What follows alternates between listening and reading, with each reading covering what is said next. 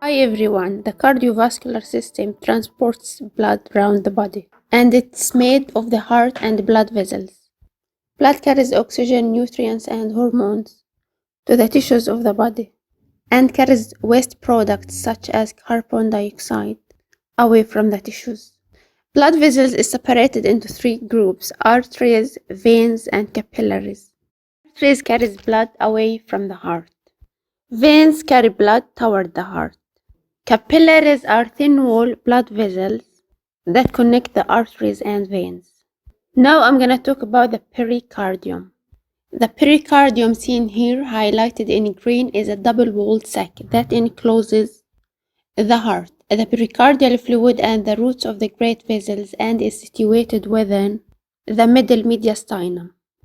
The pericardium has one layer made of fibrous tissue and one made of serous tissue. Its function is to lubricate the moving surfaces of the heart, and in this video, the anatomy of the pericardium will be discussed in details. The outer layer of the pericardium is known as the fibrous layer and consists of dense connective tissue. It is attached to the central tendon of the diaphragm via the pericardico-phrenic ligament. Those fibers emerged with the tunica adventitia of the vessels which enter and exit the heart. The pericardial sac also attaches via ligamentous fibers to the sternum, and due to these attachments, it is affected by the movements of the heart, the great vessels, the sternum, and the diaphragm. This fibrous extensor lining mechanically functions to prevent the heart from overfilling. Because the fibrous tissue as a whole is resilient and although flexible, it does not stretch. The inner layer of the pericardium is known as the serous layer or the parietal layer and is in direct contact with the pericardial fluid. It consists of a mesothelial layer, simple squamous epithelium, which reflects onto the root of great vessels and runs directly over the external surfaces of the heart as pericardium or visceral pericardium. The pericardial cavity is the potential space created by the pericardial reflection between the parietal and visceral layers of the serous pericardium and is where this thin film of pericardial fluid is kept, allowing for the two surfaces to be lubricated and rubbed against one another without any friction.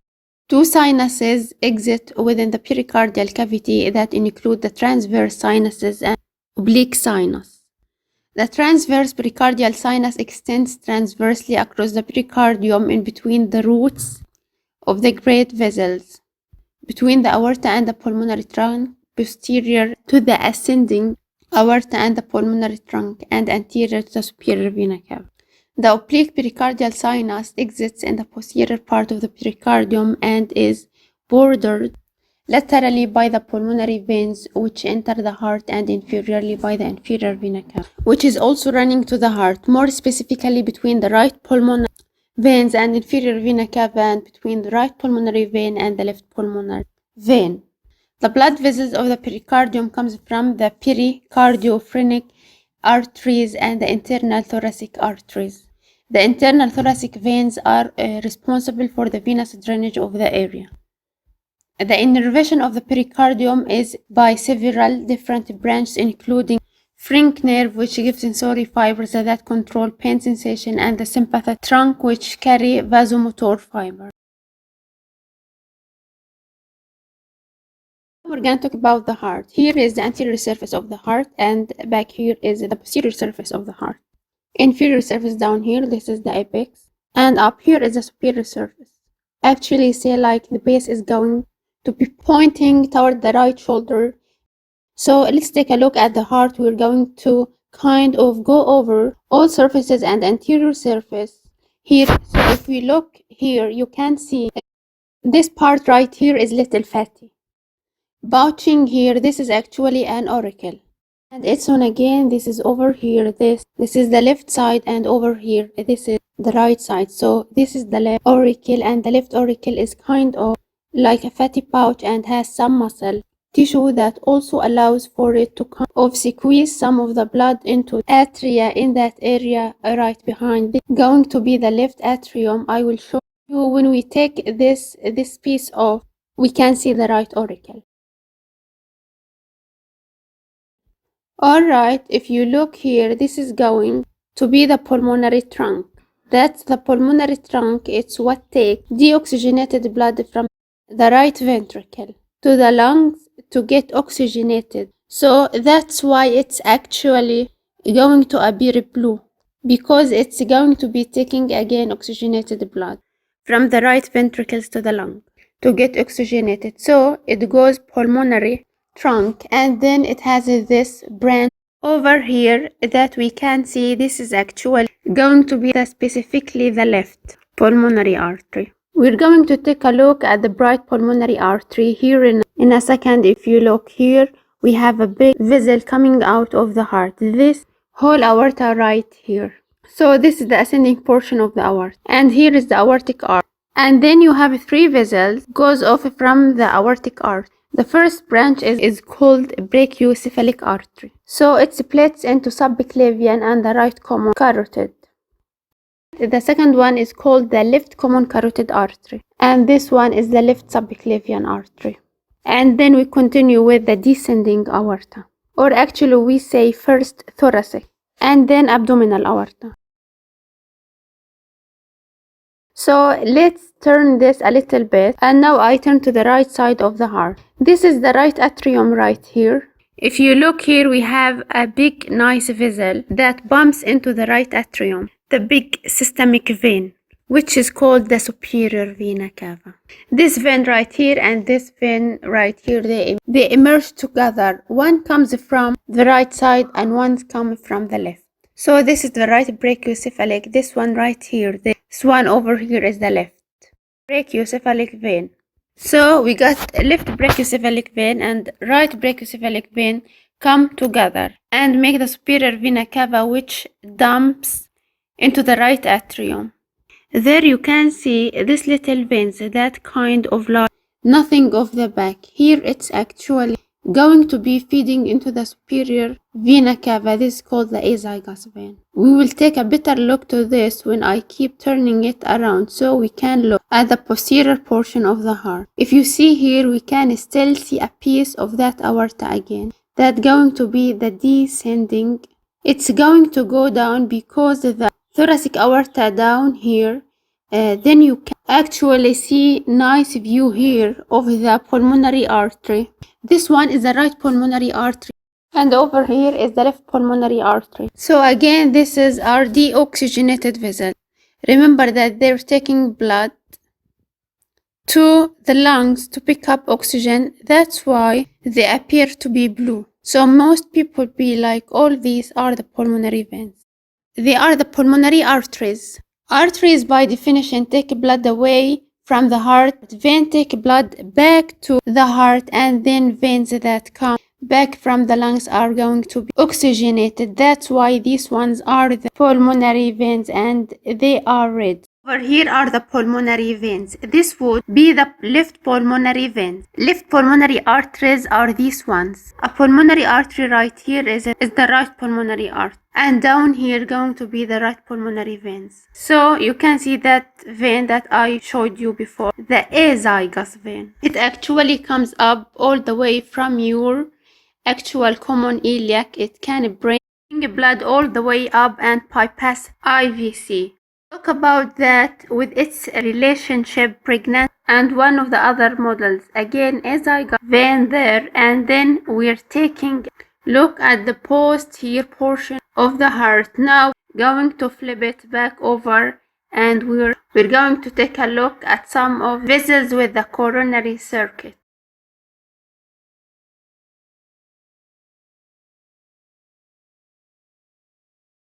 If we look, we can see this artery right here is going to be coming all the way down here, and this one actually going to be the anterior interventricular artery. The anterior interventricular artery, but they also can call it left anterior descending artery.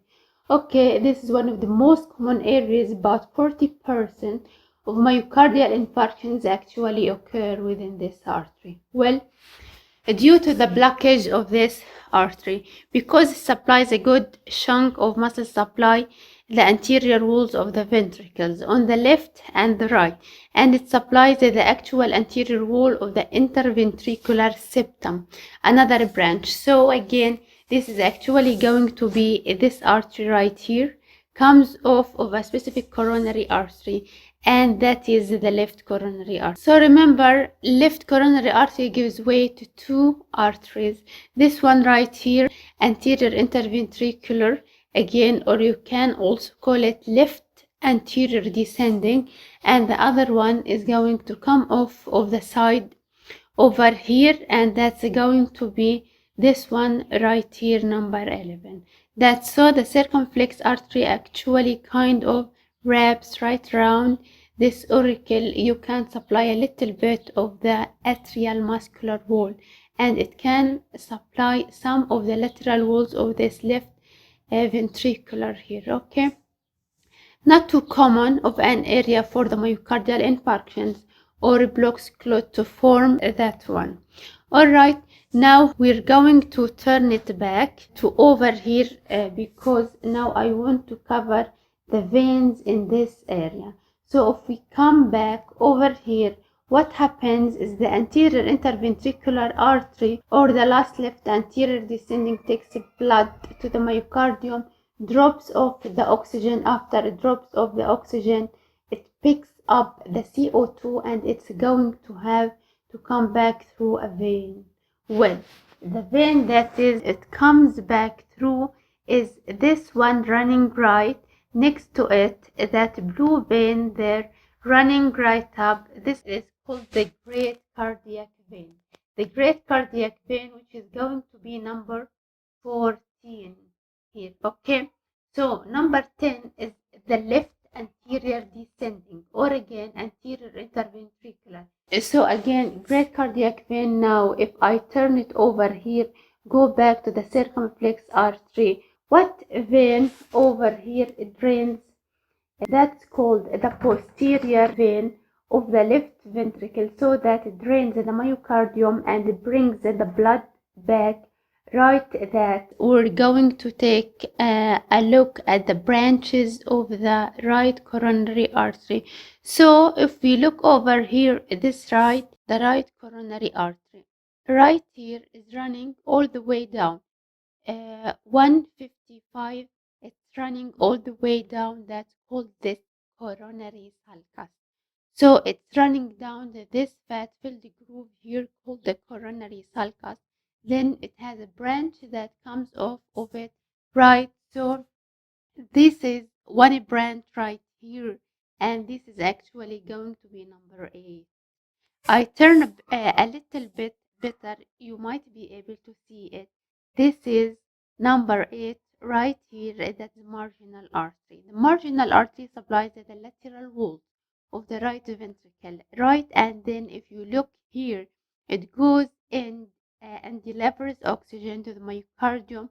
After delivers the oxygen to the myocardium, picks up the CO2, and it's going to have to come back through this vein number 12, and that's going to be called the small cardiac vein. The small cardiac vein, now what happens is that the right coronary artery continues to track its way down through this coronary sulcus, and as it tracks its way through the coronary sulcus, it comes around the heart, and so we can see a better view of another artery branch. Let's track that right coronary artery. So we're tracking that right coronary artery back there to the posterior side of the heart, and as we come over here, it gives off this branch down here. So that's a posterior interventricular artery, and it runs through a fat-filled groove,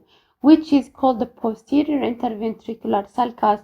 So now this is delivering O2 rich blood, and it takes it to the myocardium, right? So when it takes it to the myocardium, it drops off the O2, picks up CO2 in the waste product, and it's going to come off of that capillary bed through a vein. This is all called the middle cardiac vein. All this right here is the middle cardiac vein. So little cardiac vein, here is another piece of it. All that is in the middle cardiac vein. Now all the middle cardiac vein, it will also pump.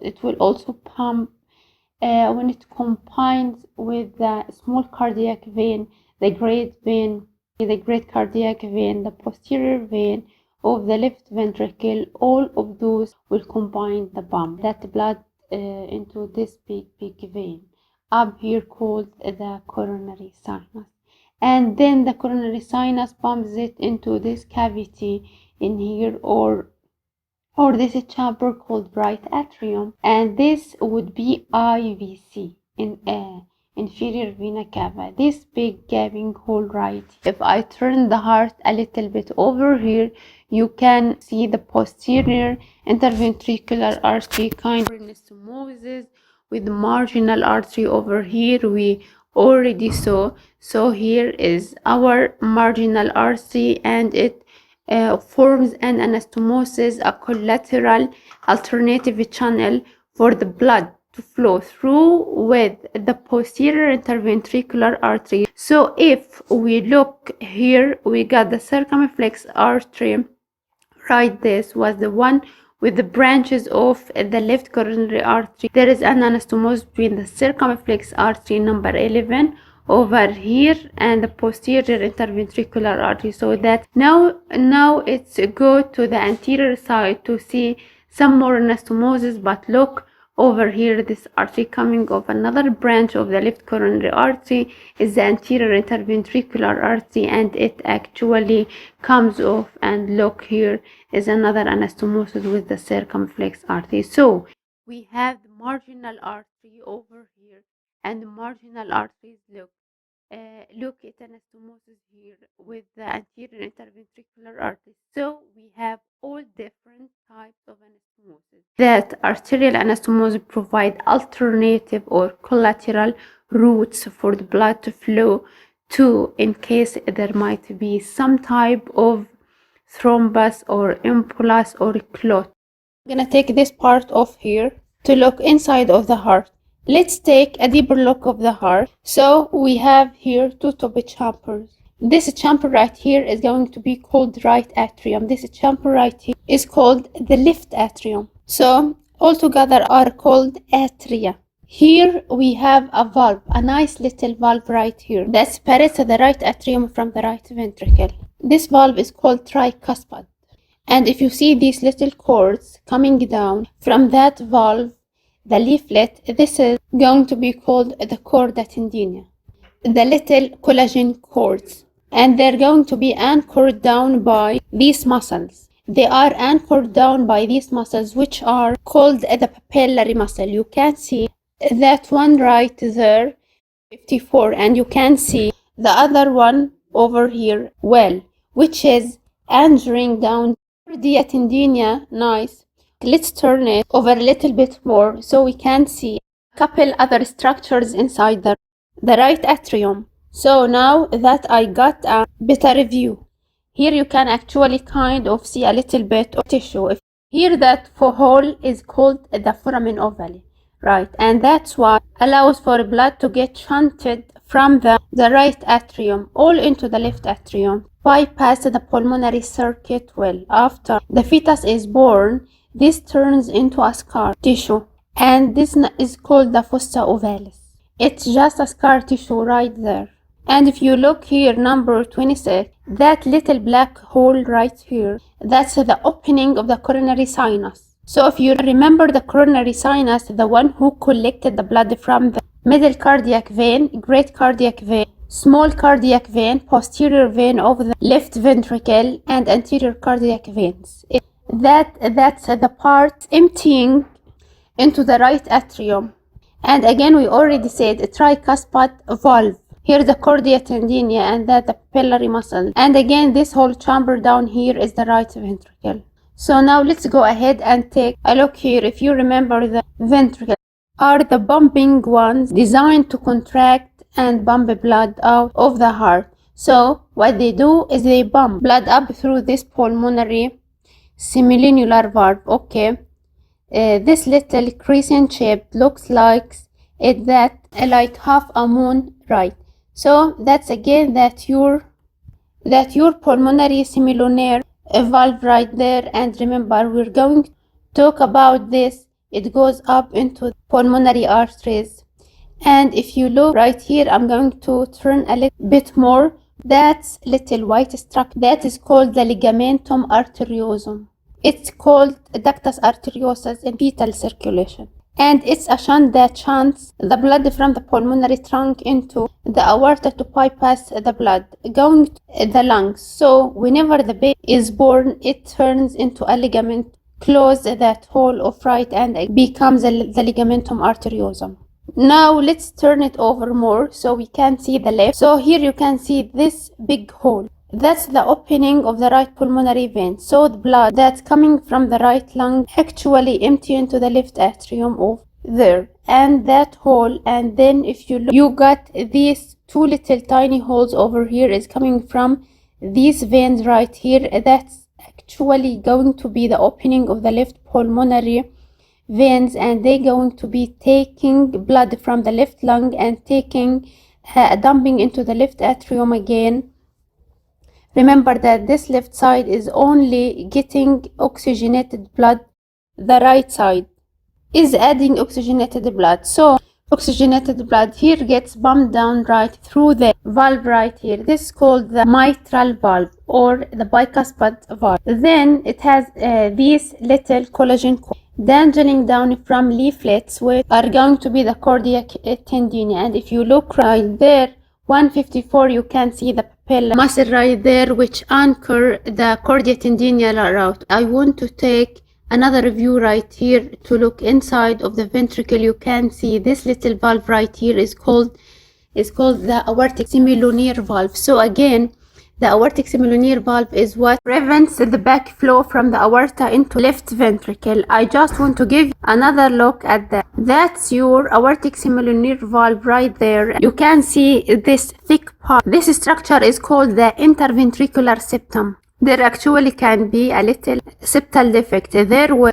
actually blood can jet between the two. So if you look here to the muscular layer, which is again made of cardiac muscle, we can find that specific layer name and this part of myocardium lining the internal chamber of the heart, which can be any part, anything, allowing the internal chambers of the ventricles, any internal chamber of the atria, and he's in lining the valves contains a simple squamous epithelial tissue, which is actually going to be consisting of a little bit of aortic connective tissue of the endocardium or right endocardium. It again aligns the internal chambers of the heart and the valves. Here you can see the right part of the heart, anterior part of, and now I'm going to take this piece off, and we can see some of internal structures inside the heart. So here are little muscles linings right here, so a little muscle tissue again, and to your walls of the atria, and they're kind of hard to see. It's actually kind of pectinia muscle. So pectinia are up here in the anterior wall of the atria, right? And then down here you can see all these inert irregular fibers of muscle. This is called the trabecula carina, and the trabecula carina is only the anterior walls of the ventricles against the trabecula carina and the anterior walls of the ventricles and the pectinia muscles here in the anterior wall of the atria. If you look here on the outer layer of the heart is actually consisting of a specific type of tissue that actually can all mesothelium, and outer layer is called the epicardium, but it's made up of simple squamous epithelial tissue with a little bit of aerial or connective tissue, and it's going to be covering outer part of this heart here. The innervation of the heart. While the heart is integrated by both sympathetic and parasympathetic, let's start with the sympathetic nervous system. So to do the sympathetic nervous system, here is a whole thickness so the sympathetic innervation is going to increase heart rate, and it's also going to increase the force of contraction of the heart. The sympathetic innervation arises between the T1 to L2 spinal cord levels, and with the heart is especially T1 to T4, sometimes T5 as well. For simplicity, I'll just use T1 to T4. The preganglionic sympathetic neuron arises in the lateral horn gray matter since its axon out the ventral root, ventral ramus into the white ramus community cones where its synapses with a postganglionic sympathetic neuron within the sympathetic chain. Now, the postganglionic sympathetic neuron goes right out of that chain, the ganglion directly to the cardiac plexus into the heart to innervate it, and the same thing happens at each of these levels from T1 to T4. I'm going to send off and innervate the heart. We call these thoracic sympathetic cardiac nerves, also known as cardiopulmonary splenic nerves. We're going to come off right of that sympathetic chain, but because the heart arises so high, but in the inferior up the neck region, there is also cervical parts of the chain that innervate the heart, but just because it comes from the cervical ganglion, we have to remember that all sympathetics come from T1, L2, and the T1 to T4 levels. That the preganglionic sympathetic neuron enters a sympathetic chain, ascends up, in this case, the superior cervical ganglion synapses, and then the postganglionic sympathetic neuron goes off to the heart, and this is a cervical sympathetic cardiac nerve. And if we say one from the T2 level, another one ascends up to the middle cervical ganglion synapses and sense of a neuron, and that's also a cervical sympathetic cardiac nerve. And so here we have T1 to T4, all sent preganglionic sympathetics. Okay. Preganglionic sympathetic up the chain to the superior, middle, and inferior cervical ganglion. And there we now have with both cervical sympathetic cardiac nerves and thoracic sympathetic cardiac nerves innervating the heart. So the take-home message is sympathetics arrives between the T1 to T4 levels. Sympathetic chain is where the synapse occurs, and then the cervical and thoracic sympathetic nerves will increase heart rate and contraction. And the parasympathetic innervation of the heart, and its function is to they do the opposite and decreases the heart rate and decreases force of contraction.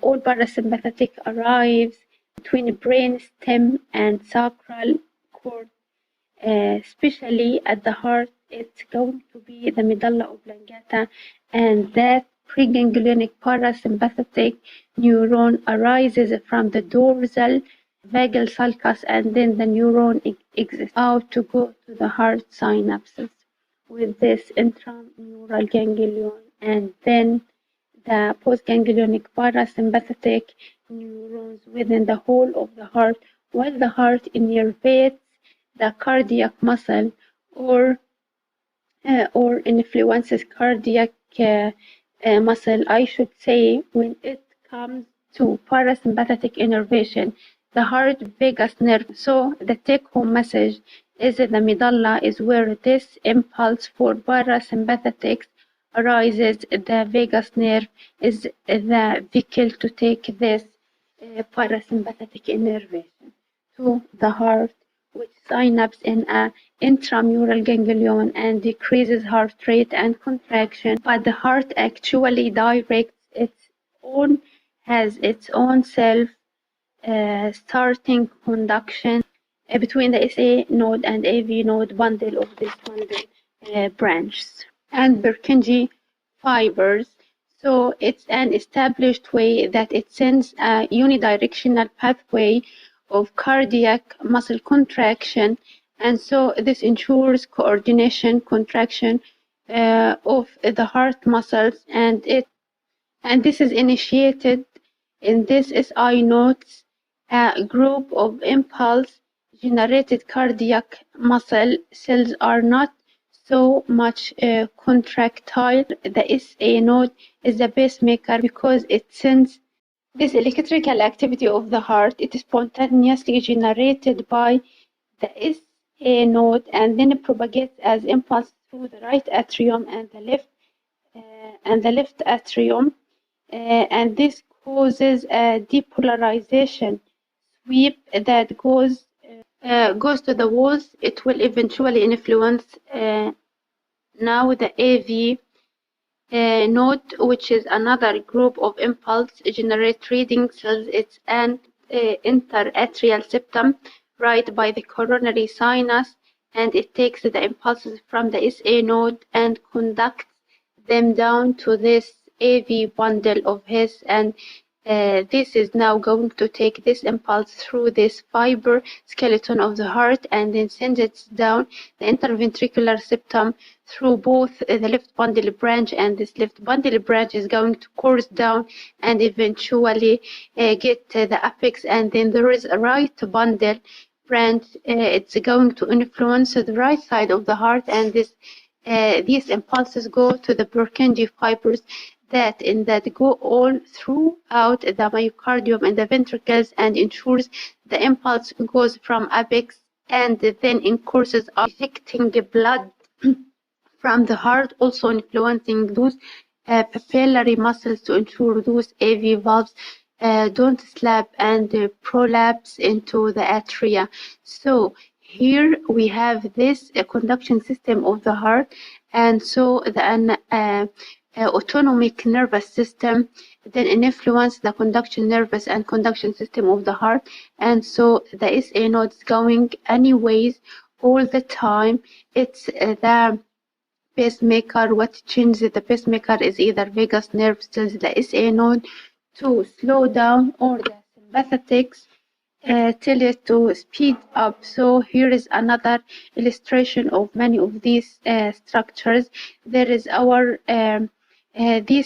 sympathetic ganglion, and there is our trunk going up to the superior cervical ganglion, and here is cardiac splenic nerve going right down to this cardiac plexus, which is here coursing right around the aortic arch. Then we also have the vagus nerve here. We don't see it coming from the delta, it's just down from that area. We see coursing down to the neck. It also goes to this cardiac plexus and ensures around the aortic arch. I'm gonna talk about the large artery of the thorax. So here heart is sitting right here in your mediastinum. This vessel is going straight up the ascending aorta. So the aorta is actually coming up out of the left ventricle, right? The blood is coming out of the left ventricle and up into this big artery here called the ascending aorta.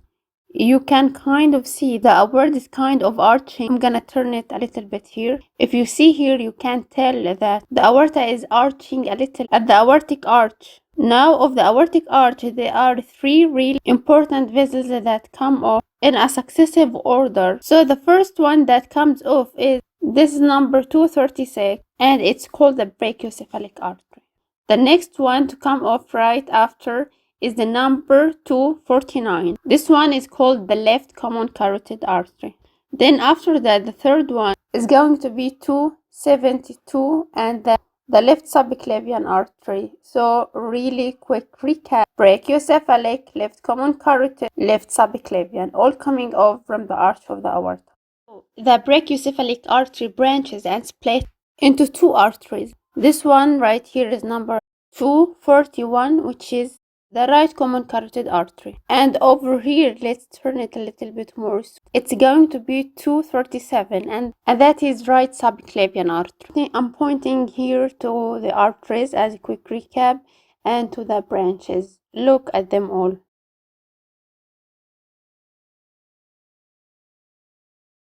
You can see another branch here. So if we look here, we have the ascending aorta, which goes into this the aortic When the aortic arch starts, look, it starts turning, then it starts descending. You start going downward. Now what descending means is going down, but it descending inside the thoracic cavity. So we call it the descending thoracic aorta. Of the descending aorta, we have some branches. So if you look, you can see here and here and here. So we have this 284. That is gonna be the left posterior intercostal artery. And again, there is many of them. And they are just running between the ribs, supply of some of the intercostal muscles. And also they will be in both sides. Now I'm taking a chest plate right here. So in this side here, you can see that's the anterior side at the outside of the chest plate. Right now you're looking at the inside of the chest plate. If you come down here, you can see this artery right here, number 273, actually is going to be the internal thoracic or the mammary artery. And specifically, it's one on the left side. So this is the left internal thoracic or mammary artery. And it goes all the way down. And again, look here, you can see the 274 branch, the left anterior intercostal artery, because it's in between the ribs.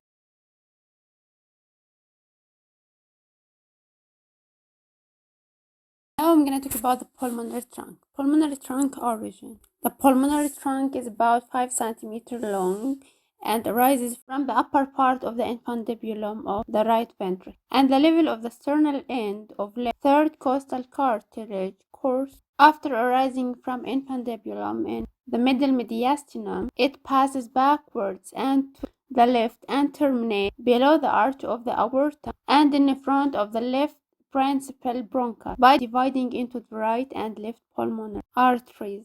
Relations: anteriorly sternal end of the second intercostal space and left lung and pleura. Posteriorly ascending aorta, commenced of left coronary artery, transverse sinus of pericardium. To the right, ascending aorta, origin of right coronary artery and right auricle. To the left coronary artery, left auricle. The branches are right and left pulmonary artery. Now I'm gonna talk about the large veins of the thorax. So if you look here, we have cephalic vein, and then the cephalic vein drains into the axillary vein, and then the axillary vein feeds into this, which is called the subclavian vein. Remember that the subclavian vein gets blood from the external jugular vein, and it's going to get it from the internal jugular vein. And if you remember, it also gets it from the vertebral veins as well. Now look, the subclavian vein will join with the internal jugular vein and make it right here, which is called brachiocephalic vein. Since this is the left side, left subclavian, left internal jugular, will specifically form the left brachiocephalic. And just a little side there, if you can actually see that right there, that little green structure, that is actually called the thoracic duct. That's actually lymphatic vessels that empty where the junction of the left internal jugular vein and the left subclavian vein. Alright, anyway, we have coming down here, this right here, this continuation is the right internal jugular vein. We saw that part, and this is our right subclavian. It's gonna fuse to form the right brachiocephalic vein. When the brachiocephalic C come together and can see this little trunk right here, and that is called the superior vena cava, and that's the one that empties into the right atrium, so that we can see some of the vessels is here. We just remove the lung so we can see in the thoracic cavity. We're gonna look at some of the veins in this area too. So if you look here, we're going to have ribs, right? But this is the posterior part of the ribs, going to be vertebral column, and we have a vein right here that's running in between the ribs, so they call this an intercostal vein. But since it's actually in the posterior part and it's on the left side, this is the left posterior intercostal vein. There is other veins that are running up through here particularly, and actually it's fed by what's called the hemozygous vein. which runs up through the abdomen, and that homozygous vein feeds into this structure here called the accessory homozygous. So we can see the anterior view of intercostal vein. So this is going to be the anterior view of the chest plate. So we took the chest plate off to look inside of the anterior cavity. This is just looking at the anterior internal view of the chest plate. So you have remembered these and ribs right here. So there is the anterior part of the rib because it's going attached to the sternum via the costal cartilage, but there is veins right here that are running in between the ribs, and this one right here is called the anterior intercostal vein. Again, this would be the left side, this would be the right side. The blood that's going to the lungs is coming from the right side of the heart, and the right side of the heart is primary deoxygenated blood that's being returned from the systemic circulation of the coronary. So they are going to the lungs to get oxygenated. So remember, 2:15, people might say, oh, it's blue, so it's a vein, but that is not true. 2:15 is your pulmonary artery. Okay, this is the right side, that's the left side. So it's right pulmonary artery after it undergoes oxygenation inside around of the alveoli. The pulmonary capillaries, it will come back as oxygenated blood v 2:17, these red vessels, which are called your pulmonary veins. This is your right pulmonary vein, and then again they will come from left side to left pulmonary vein, and this will empty into the left atrium of the heart. So that covers the thoracic vessel. Now I'm gonna talk about the superior vena cava. The superior vena cava is also called as cava, is a short but large diameter vein located in the anterior right superior mediastinum. Now I'm gonna talk about the inferior vena cava, or we can call it IVC, which you can now see a part of it highlighted in green from the anterior view of the thorax and abdomen. Also known as the posterior vena cava, it is a large diameter vein that is located posterior to the abdominal cavity and runs alongside of the right side of the vertebral column, thus making it a retroperitoneal structure. The aorta lies laterally on the left of the IVC. That is a lot to take in, so let's review it. The IVC is posterior to the abdominal cavity.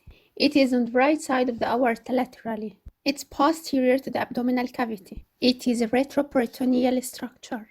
Embryologically, the IVC is formed by the confluence of the left and right common iliac veins at the L5 vertebral level.